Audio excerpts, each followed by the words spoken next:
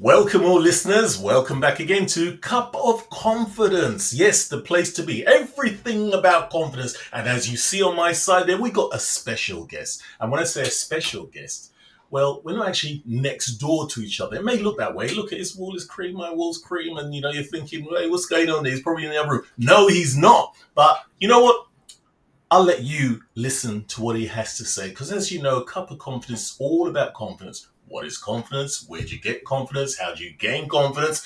What can we do about confidence? So grab your pens, your pads, and listen in. And here we go. Let's welcome our guest. This is Richard Hector. Yeah! Hey, Richard. How you doing? I'm good, Chris. How are you? You know what? I'm really good as well. I'm kind of like really excited about doing this interview with you because I know that our listeners are going to gain something as well. So I'll get really excited about it. People think, what's this guy on, man? But hey, I know this will be good. I'm well, in short. Thank you very much. Also a special good afternoon. Well, a special good day to your listeners, your viewers, your listeners. And it is a pleasure and a privilege to be on your podcast, Chris. Oh, thank you. That's a real blessing to us, and a very good day to you. In fact, saying a good day, what time is it where you are? Don't tell us where you are yet because our listeners want to hear that. What time is it there? It's actually after 12:30, so just after lunch, afternoon, 12:30 p.m. Well, So hang just on. afternoon, yes, just afternoon. 12:30 p.m. So people, you probably worked out now from hearing what Richard said that if he's 12:30 or 31, I'm actually 17:31. So how does that work out? Which means he's at least like, a good 5 hours. Where are you? Go on, tell him. I would like to think by now the accent would give it away. I'm from Trinidad and Tobago. That's the southernmost Caribbean, English-speaking Caribbean islands. We're the closest to South America. So it's two Right. sister islands, Trinidad and Tobago. So yes, that's where I'm from. Oh, beautiful, beautiful. So let me also add, because as a Trini, as a Trini to the bone, I have to add is the home of the steel pan, the Mecca of Calypso, and you could speak about some of the food you tasted while here as well. So yes, yes. Well, you know what? And listeners, I know you heard that. Here he is. Let's have a Chris Browne live now because this interview's turn. Let me tell you this. He's so right. He's so right. I've tasted it, and the Trinity's in my blood too. So there you go. Yes, And yes, yes, yes. what have I tasted that I just go crazy about every time? And you know what it is? What is it? Roti. Sorry. That's it. It's got to be a chicken one as well. As soon as I Yes, yes, yes. land in Trinidad off that plane, that's the first place I want to go. I know, a bit bad. Should be saying I want to run to someone's house or see this one, but I've got to get a chicken roti in first, man. Oh, you know what? Talking Yes, about yes, things, if yes. you're hungry right now, chicken roti passing this way, just send it this way, man. I will. That's If I great. could, I would. Yes, yes. You will, yeah. So listen, we're actually on Cuppa Confidence, and as you know, Cuppa Confidence is all about confidence from any angle, and our guests like to share their own journey as well. But before we go, we always like to make sure we got our cup. Have you got a cup with you? Of course. I have it right here. Yay! Cheers on that one. I got mine, you got Yes, yours, yes, right? yes, Yeah. yes. So what do you got in your cup? It's actually a local drink. It's a called Shandy Carib. So it's a locally manufactured drink. So it's a mix or combination of beer Mm-hmm. and in this case sorrel shandy, a sorrel drink. So it's a sorrel combination with beer. So it's in terms of the alcohol content is very low. Wow, wow. I tell you, it's funny because well, not funny, but it is, I'm a total zero on the alcohol. I'm big on the sorrel. Richard, you know what? I would like to ask you a few questions so our listeners can get in depth and jump straight in. Tell us a little about yourself. What do you actually do right now? Okay, so currently I'm the acting head of the Policy Planning and Strategy Services Unit at SWMCOL. It's the Mm-hmm. Trinidad and Tobago Solid Waste Management Company. So Right. it's a government-owned company that focuses on managing the landfills, trying to inculcate a culture of recycling, actually getting involved in some of the recycling and creating that enabling environment really for the private sector to actually get involved in recycling, because recycling industry is at an incipient stage, is at an early stage. So we're now just trying to get it off the ground. So that's where I'm at right now Hmm. in terms of where my focus is and where my career is. Yeah. Right. Okay. Yeah. So basically, it's around recycling. You said in Trinidad as well. How, Recycling and solid waste management. Yeah. and service management. Right. Yeah. How's that being taken right now over there in Trinidad? How's it actually going down, the recycling? So actually, there's a lot more interest in that industry now. So Mhm. what was the driving factor that made me want to get in the industry is that when you drive on our highways, you will see that there's a mounting of waste. So the landfills have exceeded capacity. You'll Mhm. actually see that the highest hills in some regions are our landfills, and the landfills they're Wow. not supposed to get that high. So Right. it is a problem where we have to divert the waste from the landfills. Hmm. You have to get into whether it's recycling, whether it's waste to energy programs. There's actually a need right now to divert the waste from the landfills, make sure that we landfill in a proper manner. Hmm. So it really it calls for a change in the way we do things, a change in the attitude. There's now the need to incentivize the customers, the public now to bring back their to separate their waste, to bring back their recyclables containers, to take to so what you having now happening is all the waste is grouped in one bag and it goes to the garbage. So you have to separate the waste from the beverage containers to the tires to the organic, the food waste and the glass waste and so on. It's all about separating it and making sure you have a feedstock that the recycling industry could use. Right, right. That's really interesting, and it's not only Trinidad as well. I mean, worldwide, we all have to do our part, don't we? Yes, I could recall here where they started introducing different color bins, and we had spent. yes, And I have to yes, admit, in yes, the beginning, it was like, and then after you realize how important this is for the whole yes, ecology around the world, and we've seen many different situations, freaky situations with weather, the pollution, everything that's yes, going yes. on. So what you're doing is, I'll say, look, well done then, because you're doing your part at the end of the day. I have to come and check that out again when I come over there. I do remember when I traveled in, when we're driving just to see the motorways, the tires and cars and all these different things as well that are left on the side. But obviously, people like yourselves, your company is doing great on that. So, give them a salute from me when they get back as well. I will, I will. Yeah. Now, in saying that, you're in management over there right now, aren't you? Or in incipient stages, he said to me. Yes, yes, yes. Yeah. Okay. Roughly, I mean, how many people would you manage roughly, or what do you put out exactly? So right now the unit is actually well, it's a relatively small unit Mm-hmm. where I currently manage just 3 employees. But Mm-hmm. what you have is that it is a unit where we actually have some vacancies. So we're actually trying to fill some of the vacancies, and so 3 employees. But over the time that I've worked there, I've managed about employees in about maybe about 5 different job specializations, from monitoring evaluation to finance to planning to research. So it's a combination of skill sets and professionals that I would have had under me during my tenure there. Right, Yeah, right. So in that case, now you're in a position now where you're managing, you said 3 people right at this present moment, yeah, but it's not just really just 3 people because there's people under yes, people under people, isn't it? It spreads out. It's a bit of a tentacle. And let's go straight to it because I mean people tune in to find out about this, but now we know what you do, what position you are, and what you hold. But I'll take it that it wasn't always like that before. As I always get to this bit, and I say to my guests, I take it that it wasn't like that before in the past. Now you've got to have some kind of confidence to be able to manage people or be assured in what you do and what you've learned. How was it in the beginning? to start it all off, right? Even for me, right, it was a matter of see, confidence came from actually getting that experience, having the problems, being faced with problems, being faced with challenges, and struggling through it at times, but actually getting the job done. It also came from my mentors. I have mentors that I could always call upon who have done this already, and they were able to guide me through the process. So as you get that, as you start to experience that success, that repetition of facing the challenges, mitigating it and manage it a bit better, I believe the confidence comes, as well as the motivation that you get from people who have already been successful already. It comes like standing on the back of giants, able to see a bit further and learn their lessons, right? So Wow.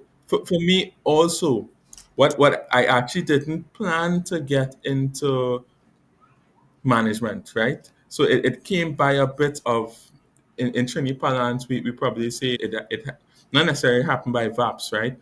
But what happened is that I had no choice too, right? I When I applied for the job, right, I actually thought that the job was a lateral move from my former company, right? So when I came to my company in the interview, surprisingly, they told me, well, you have is a middle manager job. You will have these responsibilities, and so imagine going into the interview process where you didn't think you thought it was a lateral move, but it turned out to be a middle manager job when you actually enter the interview process and actually enter the interview. So for me, I was a bit nervous. Right. There were questions on whether or not I was capable of doing that job. So I doubted myself. So while I had the technical skill sets, that human resource aspect was something new to me. So that's something I would have initially doubted myself. And Right. as you go about the process and you recognize you could actually get the work done, you have the skill sets to perhaps in some instances get the best out of the employees that you work with. It allowed for that for that growth of the confidence. And so I started at the middle management level, Mhm. and then I was required to well, I was required to act as head, and I've been doing so for the past year. So Mhm. now I had to take on responsibility. I didn't have a choice. I had to take on responsibility. So I was entrusted into the role, and I just had to come up to speed and be confident and know that at the end of the day, it's just a matter of putting my mind to it and knowing that I'm the one accountable and working through the process of trying my best to get it done. Wow. That So sounds yeah, diving in, isn't it? You just dived in. yeah. So it wasn't part of the thought process. I guess I was just pushed into the role. But whilst I was capable of is that it comes like I always had a vision that I would be a leader. Right, that is something that my parents always told me. You are a leader. You will be a leader. But it's just that it came before I expected it to come. Right. Okay. If you see me glance where you know what it is, you are dropping some big nuggets there. And I've got this pen here and I'm writing Yeah. some of them down because I think they're going to make a difference. I'm going to delve a little bit further in there. You mentioned mentors. Is that Yeah. important to your growth and your confidence? Tell me about it. Tell us all about that. So actually, yes, it is absolutely necessary because they're the people who have done either they're on the same level or they have actually surpassed you and done some of the things that you have done before. So Mhm. it is a matter of learning from their experiences, learning from their mistakes, Right. because they would guide you through the process of progressing through the different challenges.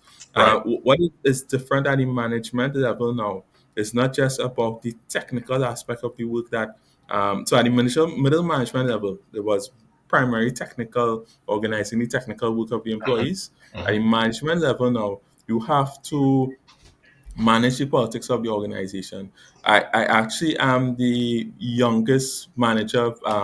Most managers are probably about 20 years older than me. So that as well, being confident in that aspect when some of them see me as their children age, right? So Right. the mentors now had an important role in guiding me through the process. If I needed to get a better understanding of some of the things that I was doing. They did it already and they did it. Some are based abroad. So they would have done the same type of work in different countries. Right. Also, it allowed me to expand my vision because now I'm not just thinking that I could. Now I have the confidence to manage the unit because I'm learning from them, and I have the confidence where I have the belief in myself now that I could go on much further. So it's not just about managing the unit, but perhaps managing the division and much more in the future. So Right. those mentors, they experience what I did already, Mentors are really crucial in that sense. There's something else you mentioned as well, which I'll pick up on. I've got joy to hear. Is you said your parents said something. Yes. What was that? So yeah, they always told me that you are from a very young age, regardless of not necessarily when it comes to school or my career. They always told me that you are a leader. Even back in the younger years, in terms of karate, in terms of on the cricket field, they would say that you are a leader. You need to act like a leader. You need to be brave. I always remember a quote from my mother and my father. They say fortune favors the brave. So it's a matter of putting your mind to it, regardless of the challenging situation you encounter. You need to think it out, plan it out, strategize, and then believe you could actually execute. So Wow. yes. Wow, wow. Was that from a very young age they were telling you that, or was that later on in life, or what? No, no, from a young age, you will tell me, yes, you're a leader. Fortune favors the brave. You need to have confidence, and you need to, everything starts in your mind, and you need to believe it. I didn't always believe them, but that is something that is something that I like that. they would, yeah, they would tell me all the So time. check Sarah, I'm gonna put it this way, right? So imagine, here we go. Listeners, check this out, right? So mummy's telling you, be a leader. Daddy's telling you, be a leader. I didn't always believe it, right? That's what Richard Yes, just yes, said, right? And that makes sense. That really makes sense. Even though we're jesting about it, it really makes sense because not hmm everything we hear we automatically take on board. When it's our yes, parents, we kind of have this thing like they can't make any mistakes and they're not wrong, and this is it. We just see them there at the end of the day until we start maturing a bit. We realize now. yeah, I'm gonna make it a twofold. Oh, here we go. The other one I wrote down before I go any further is you said about vision, having a vision. You had a vision. Tell us yeah. about that. So the reason why I said that is because whilst I always believe that I could do quite well, and I would make an impact on my country in the long term, I didn't believe that things would happen at a relatively young age. Mm, So having such a responsibility at a young age. So the thing is, I think, what if I could go back in the past, it mhm, would be to expose yourself to as many things as possible, because that helps you broaden your vision. I may not have always had the vision or believe I could achieve some of the things that I did. But I think by working hard at your craft, trying to hone your craft, it opened up doors that you couldn't believe or you couldn't imagine. So mm. for me, that was my story. But I believe having more, and that's something I try to do now, having a vision and trying to work strategically towards it is something that I think is necessary, because it takes time and practice and putting things in place to actually get closer to your goals. And that belief has to be there as well for you to be consistent and disciplined. So that belief has to be there. We got a lot of Yeah. different people listening all over the world right now. Some of them are in business. Some people are not. We're not saying. I'm saying this to you, listeners. This isn't Yeah. only about business. At the end of the day, we are people Yes. Yes. behind the business that makes it tick. So please Yeah. don't think this is only going to be a bit business at the end of the day. Yes. So Yes. we Yes. need Yes. to know what makes Richard tick, because you have to make decisions. How do you make confident decisions and stand by them? Or are they always confident and you stand by them? Going to jump So it is in some instances, there is the confidence, because when you make decisions based on data, based on the facts, there is it is a level of confidence when you know exactly what your stakeholders, what your principals require of you. So Wow. there are instances where that it is confidently done.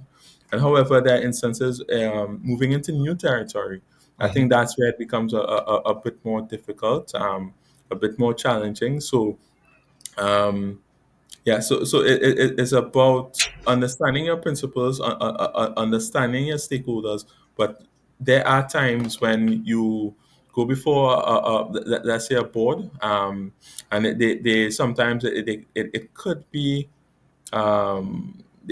they could be quite intimidating. I understand where they just want the best for the company, but they try sometimes behave like a firing squad, where they try to get the best out of the company. They try to get to the root of the problems, and that could be quite intimidating sometimes, even though when you know what you are proposing is grounded in fact and theory, and it has worked in other scenarios. So Mhm. I think that is the part that could be intimidating. You could question yourself at times. So that's it sometimes. Now, in saying that, I would put this to you as well. Let's go back to your formative years in your confidence, because I don't think you just jumped in there and just got on and plowed away through and da da da. Right? There had to be a person behind this. So, what about Richard? How was Richard with you? Was you naturally confident? Just got on it because you got that instilled from parents, or how was it? So actually, I think for the most part, it took. I became confident when you experience certain challenges. Process of going through certain challenges and overcoming them. I Mm-hmm. think that's when I became confident in generally. Also, I think back in the past, I would have been involved from an early stage. I would have been involved in karate, and Mm-hmm. that added to some discipline. So the confidence in that area of the discipline that came around, the confidence of being able to protect yourself, being Mm-hmm. able to know exactly what to do in those scenarios, is that a confidence where you weren't afraid of anybody bullying you at all. It allowed you to stay focused. Yeah. The confidence as well. So let me give you a story Please as do. well. So back in the back in my in Trinidad parlance we call it back in the day, right? So that just means in my formative years, right? Yeah. Yeah. Um, I my mom and my dad, especially my mom was a disciplinarian, so she wanted me to pass for the most prestigious school in the country, right? Right. And I when I wrote my common entrance exam, that's the exam to move from primary school into secondary school. Right. I didn't pass for the most prestigious school. I passed for a very good college, but it wasn't the most prestigious school. In that instance, I cried and cried and cried because you tried your best. You believe that you ought to have passed for the most prestigious school, but you didn't at that point in time. Right. So nothing could have swayed my opinion. I didn't pass. So from the whole trip, from receiving my results to coming home, nothing anybody said could have stopped me from crying at that point in time. Until Right. my mom actually told me that my auntie Hazel, went to that same secondary school. There's no need to worry. She's very successful. She told me about her achievements, and from that point on, there was a confidence that that was the school I wanted to go to. I believe that yes, I didn't go to the most prestigious school in the country, Right. but I had a good chance once I applied myself and I put my head down and I stayed confident and focused. So that's an example of seeing someone and actually knowing a family member that achieved that success allowed me to know that I could do it too. And I could go to that same school and achieve it as well. So that was something in the early years as well. Wow, Right? that's really amazing. That's the first time I'm hearing of that in any kind of way. I mean, our listeners doesn't know our connection yet, but we're going to say that he mentioned something really crucial right there.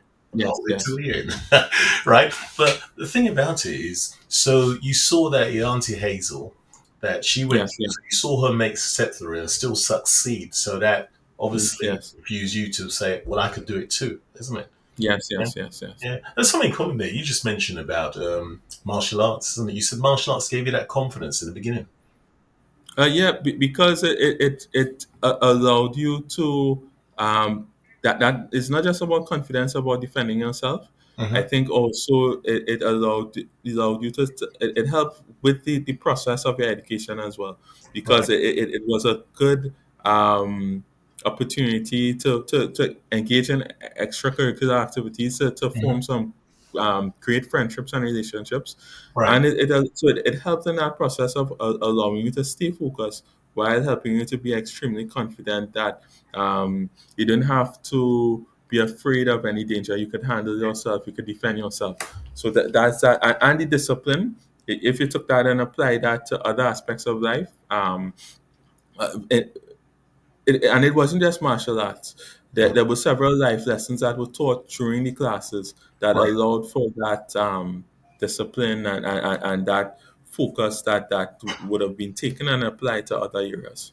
I So find it really that's why, yeah, I find that really amazing. Sorry, Kate, I find it really amazing because it's funny. In my past, I did that walk as well. I mean, I used to eat, okay, okay, sleep, drink martial arts only. You know, to okay, make okay, anything else just that and competition there. And I totally understand that confidence came. And then life later on, I kind of transitioned. You know, where my confidence came from my faith and my yes, yes, beliefs at yes, the end of the day. It kind of transitioned that way because, like you said, it wasn't only about the physical protection. It gives you that self assurance because you know you'll be all right, you can handle yourself and everything else and the discipline. And then when I moved away from that, it was a case of it was my faith that actually built me up into say, look, you know, hey, nothing can go wrong. And even if it does, you can handle it, you know, at the end of the day. But I mean, each one to know, everybody's listening and people pull on different sources, you know, or yeah, pull on yes, different yes. sources, you know, So, right. You know, so that's, go ahead. actually, I think you made a very important point. You know that faith, that spiritual astuteness, that because there are times when you doubt yourself. There are times I think at any management level, there are Mhm. times when you doubt yourself, Yeah. where you're a lot of under a lot of pressure. You are the accounting officer, Mhm. um, and you have no choice but to rally the troops and deliver. Yeah. And that faith allows you not to get distracted. Sometimes there's office politics involved. It allows you not to get distracted. It allows you to focus. It allows Mm. you to have a free mindset, and it is a process by which you just renew your mind and you stay focused. So that having that faith is absolutely necessary. I think it should be the core of every it should be the core of your being, more or less. And it's something that your mom, no matter how old you get, your Yeah. mom still lectures to you, and that's something that she always tries to instill, to make sure that you keep on doing the things that made you successful. Wow. Yeah, You know, that's a real credit to your mum and dad, isn't it? In that sense, you know, yeah, taking you along that way. Now, that's very interesting. Well, now, I was thinking, you work with teams of people as well. yes. Yeah. What would you pass on to somebody in a team who wasn't so confident in doing something? What would you do? How do you handle it at work? So that's something you try to get to help them to understand their role. You try to help them to understand that teamwork is actually very, very important. You try Right. to let them see their role and their value. Sometimes it takes time working with the team members individually, making sure they understand the bigger picture. Because whilst being in management level, you will be involved in every single part of the process, from the groundwork to actually in the meetings where decisions are being made. And they sometimes need to understand why we're making that decision, why we moving in this direction. Um, so it's just making sure that they understand, they get the appreciation, they see the role of their work, the value of their work, and Yeah. they see how it connects to the bigger picture, letting them know that if they don't do what they're supposed to do, Hmm.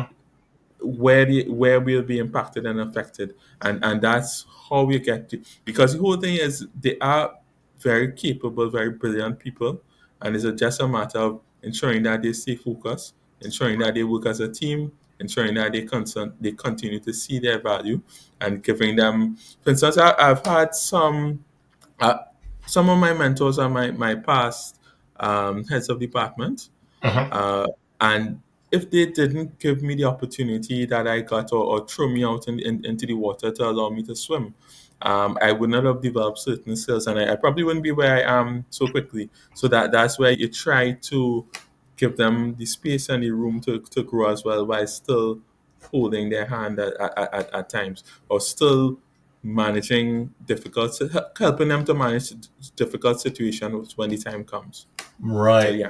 You said about creating the opportunity. Do you believe that people should create opportunities or do they overlook? What do you think? Do you think people create them? So I think that there is it. So there is a lot of, let's say the recycling industry is at an early stage. So Yeah. there's a lot of room for growth. There's a lot of work to be done, that once done properly, and once you focus is there, is a lot of groundbreaking work. So it's just a matter of once everybody understands that there is the opportunity to actually do things that haven't been done before in our country. So Right. it is about making sure that everybody understands that they have the opportunity to shine, and everybody will have the opportunity to shine at, well, not everybody at the same time, but some, you have the opportunity to shine because there is the room, and because the country is doing something that's groundbreaking right now.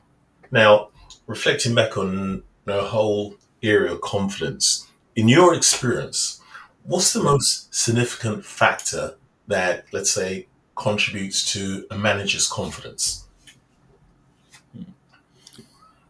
In terms of manager's confidence, I Hmm. think in this instance it would be uh, knowing that you are able to deliver an output that your principals are very comfortable with, that you're on the same page in terms of their deliverables.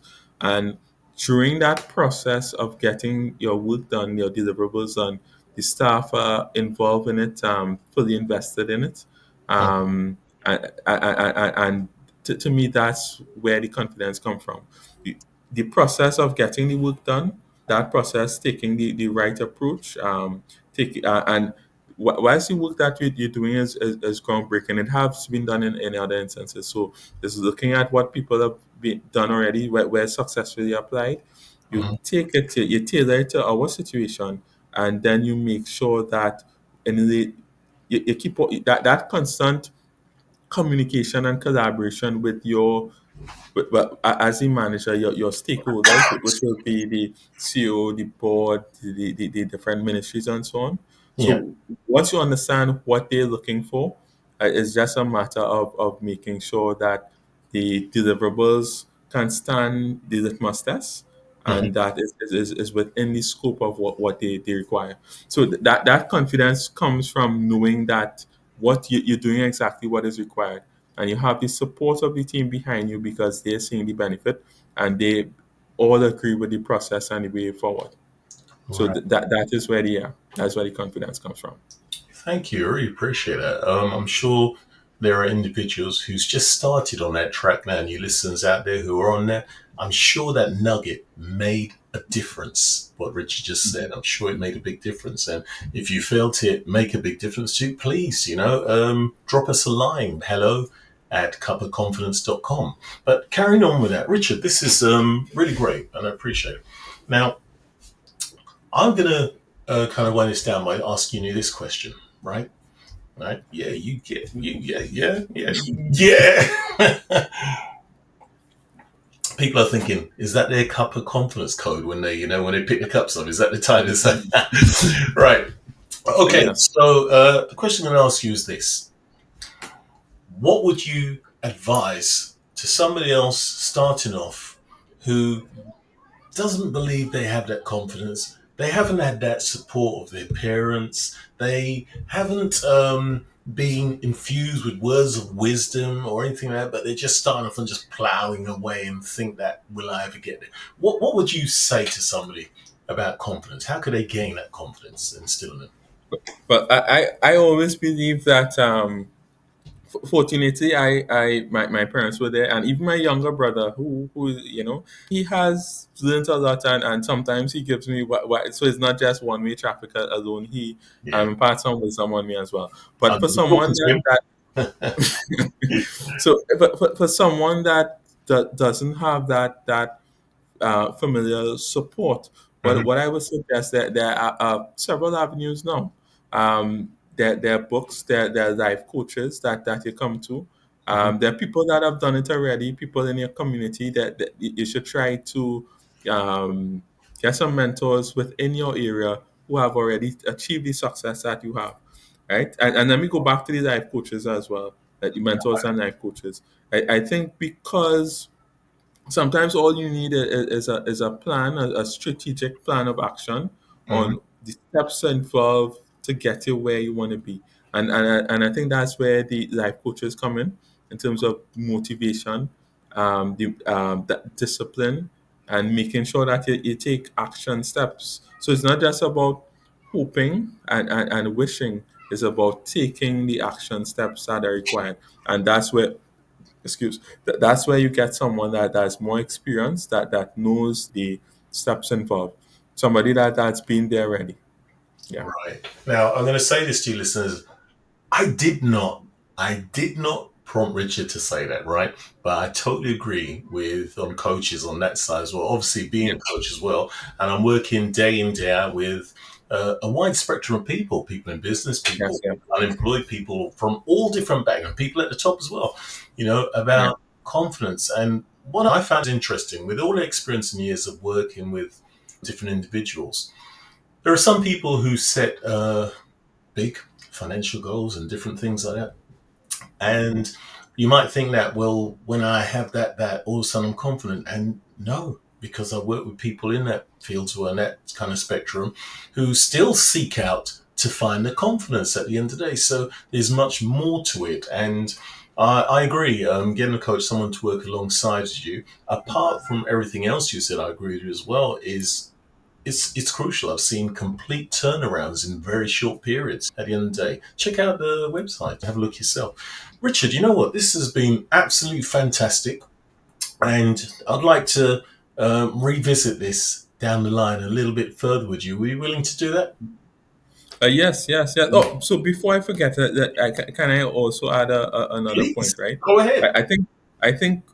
So when you look at it, life comes at there are also different stages that they're progressing through life, right? Hmm. So there is the stage that when let's say you're operating in the capacity of a professional officer, or Hmm. someone that is doing you're performing in a capacity for all the years, for many years, for several years. Hmm. What happens is that you start to master your craft within that area. But Yeah. when you're required to go to another level, that's where the confidence dips sometimes. The confidence wanes because you're inexperienced, because you haven't found out the best tools, the best strategies to achieve success in that area. So that's why it's something that's ongoing. Every new stage, and as you progress in life, you probably need to reassess the strategies, Mhm. and have someone who has already been successful to help you with that part. I know that CEOs of companies that have life coaches, that have mentors, because they need someone to bounce off the strategies Yeah. on. They need someone that would give them the support and guidance as they go along their trying to achieve their targets. So yes, it is absolutely necessary. That is fantastic. Thank you. It keeps it real when you say that as well, because being confident is not something you maintain consistently Yeah. all the way through. It will dip. Change environment, change the way you work, change your relationships, change Yes. Yes. Yes. everything. Where there's a change, we start reevaluating. I suppose it's how we look at it in a negative or positive, or what we attach to that lacking confidence. Because it's not the worst thing, because that is your time of growth at the end of the day, but it's taking that Yes. Yes. journey. And much to what you said, I really support that, because you make a change and you have to start all again, kind of, but you learn from where you grabbed it before and apply it Yes. to where Yes. you are, but still there'll be changes. So you're on shaky ground until you get it again, isn't it? Yes, yes, yes. Let's use football as an example. Yes. As a young child, you may be the best footballer in your primary school, but Mhm. when you go to a larger, more competitive secondary school, you may make the football team, but you may be on the bench, right? Yeah. Sorry, you may have to come off the bench, right? You may not be the number one option, and that is something, adjusting to those scenarios where you believe in yourself, that you are quite good. There are some people that are better than you. You're in a larger pool, in a larger environment, and maintaining that confidence and still working on your skills, working on your craft, believing that at one point in time you could get into that starting lineup or so. That's something, that belief is something that you must have. So that's why in new environments, just as I said, you really need to have that confidence. Yeah. Yes, definitely. It's funny you brought football up in the Euro at the time, because, well, whoever you support at the end of the day, the whole idea over here in UK with England getting, knocked out that time, nearly getting knocked out, and then all of a sudden building the confidence up to come back. There's things to be learned in that at the same time as well. Yes, yes, When you yes, yes. observe, think, well, where did that come from? And all of a sudden they're back up. So, Yes, yeah. yeah, and that is management, isn't it? Yes, yes, it takes management. Yes. Way. You've come a long way. I have jotted down some notes here, which I'm actually going to put in the notes that we put up. And for listeners out there, look, we get nuggets from wherever we go, but we got to be able to look out, tune in, listening. Sometimes we got our message already. It goes, woo, because you didn't take time to focus. And Yeah. Richard's being honest, he shared so much in his time that I actually just allowed it to go on because I thought there's so much more to go at the end of the day. So listen, why don't you drop a line as well and say what you got from it? And pass this back to Rich as well and show how much this contribution this has made. So drop a line at hello@cuppaconfidence.com. Right? Hello@cuppaconfidence.com. And Cuppa isn't because, in the UK we talk about a cup of tea, right? It's Cuppa, like Cuppa confidence. Okay? So love to hear from what you say, and I'm sure we both would love to. Wouldn't you like to hear, Richard, what people got from what you said?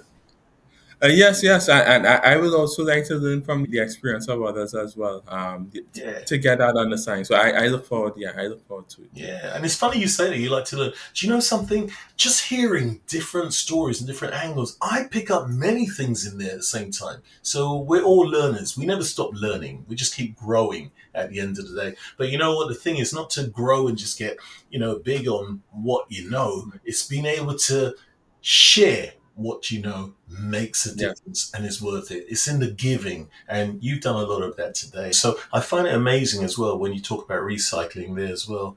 There in Trinidad, beautiful, yeah. beautiful, beautiful place, beautiful, beautiful beaches. Oh gosh, go on, you were going to say something. As you said, beautiful. Tobago actually was voted the third most desirable island destination just last year. Yeah. Um, so it is a beautiful place. When it comes to Trinidad, it is more the for the business, for the culture, the blend of culture, the Yeah. mix of culture, the party atmosphere. And Mm-hmm. when you go to Tobago There now, you go. it's more for the relaxing environment, the beautiful beaches, the beautiful scenery, and so on. So, Oh, hopefully, your viewers could spend some time in our beautiful island at some point in time. you heard it. You heard it, Richard. As you said as well, because being going over to the Tobago, I remember the beach that are just amazing. It's what postcards are made of, and the people of the country. It's just brilliant, So yeah, I'd say everybody watching this, visit. If you get a trip to go to Trinidad and Tobago, go. Listen, Richard, this has been absolutely fantastic. It's been great, and I'm glad that you mentioned the side about your work and the recycling as well, because something that's got to be highlighted. Okay, so it's simply the company I work for is the Trinidad and Tobago Solid Waste Management Company. Mhm, It's a state enterprise under the government of the Republic of Trinidad and Tobago. mhm. Um, but what we're doing now, because it's something new to us in terms of the recycling industry, we actually that I think there are many opportunities for investment within that recycling space because now you're seeing the value of waste and you're trying, for instance, waste energy. That's something that you want to move towards. Um, Properly landfilling the waste that goes to the landfill. That's another opportunity. So there are areas for investment in the different waste streams. So that is something to look out for as we try to implement what they call an integrated solid waste management system. So that's something that from time to time you would hear Trinidad perhaps working with different funding agencies to seek out support in that area and actually implementing those options in terms of having a sustainable um, system, recovery system, recycling system in place. Yeah. Right, right. Now, with saying that, we're actually going to wind down now. And the last thing I'm going to ask you is this.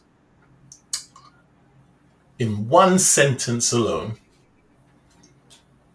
what would you say about confidence? What does it do? How can it help someone? What would you say about confidence? In one So sentence alone. I would say that confidence starts in the mind. That mental aspect of it, believing that you can attain it, that's absolutely necessary. I would also say that that spiritual astuteness, developing that spiritual strength that allows you to be confident in spite of many things inside it when you don't have that belief in yourself. And the third thing, well, I know you said one sentence, but That's uh, good. that getting in contact with people who have done it already, people that are more experienced than yourself, um, that will help you to gain the confidence because you could get to progress to your objective, your goal much quicker with more experienced people in that area. So those are that's what comes to my mind when I think about confidence. Thank you very much for that, Richard, and thank you very much for the whole interview and taking part on Cuppa Confidence. Now, you heard it all, listeners. You've seen it, and we grow, we learn. I always say, learn, grow, share. So go and tell others. Give this podcast a thumbs up. Give it a like and tell others well, especially you know other people who's been in Richard's position as well that could actually benefit this. So do a lot of sharing. Get it out there. It's about helping one. Each one teach one. Yeah. So Richard, I want to say to you, thank you on behalf of listeners and thank you from me on Upper Thank, Confidence. So thank you for welcoming me on the program. Uh, you said a number of wise words as well that I have to take into consideration and factor in, and I will do so and tune into to other guests as well, so I could learn from them as well and fast track my process and progress as well. Yeah. Ah, that's great. That's great. So tell everybody out there as well. Cup of Yes. confidence, the place to be. All right. Okay. Thank you Okay. very much. And we're going to Okay. catch Okay. up with you again. Ciao, I ciao. look forward. Take Bye care. Okay. Bye. bye.